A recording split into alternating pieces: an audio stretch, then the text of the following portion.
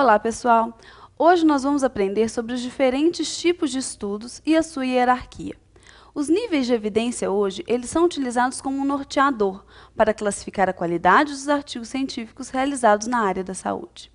Então, a gente encontra na literatura científica diversos modelos de estudos. Esses estudos observacionais, eles podem ser classificados em estudos retrospectivos, onde a gente encontra os estudos de caso e os casos controle, os estudos transversais, que são os estudos de prevalência, quando a gente quer determinar a prevalência de uma determinada doença em uma população, por exemplo, quanto da população está com diabetes ou quanto da população é hipertensa, e os estudos prospectivos, que são os casos de incidência, que são os estudos de taxa. No entanto, gente, esses nomes, eles apresentam um conjunto de estudos e eles devem ser estudados em diversos subtipos, cada um com a sua característica, que a gente pode ver durante a disciplina. Essas características, elas vão determinar a qualidade desse estudo. Para a gente classificar esses estudos, um estudo com uma maior qualidade, podemos dizer assim, por um estudo de uma menor qualidade, existe uma hierarquia nesses estudos científicos. Com relação a essa hierarquia, a gente tem uma pirâmide para a gente classificar esses estudos. Então, no topo dessa pirâmide, considerado um estudo de maior qualidade, a gente vai encontrar as revisões sistemáticas. Essas revisões sistemáticas, elas utilizam basicamente os ensaios clínicos aleatórios para a construção dessa revisão.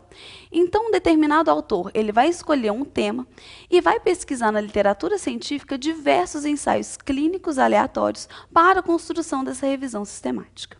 Abaixo, na nossa pirâmide, a gente encontra também outro estudo de uma ótima qualidade, que são os ensaios clínicos aleatórios.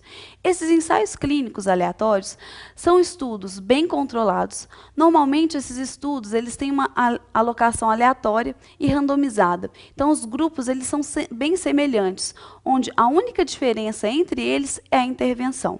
Esses estudos também são cegados.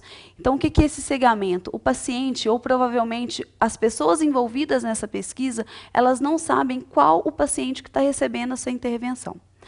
Abaixo desse ensaio clínico aleatório, ainda na nossa pirâmide, a gente encontra os estudos de corte, que são aqueles estudos onde os pacientes são acompanhados por um longo período, para ver a evolução dessa doença, ou até mesmo ver se esse paciente evoluiu de alguma forma.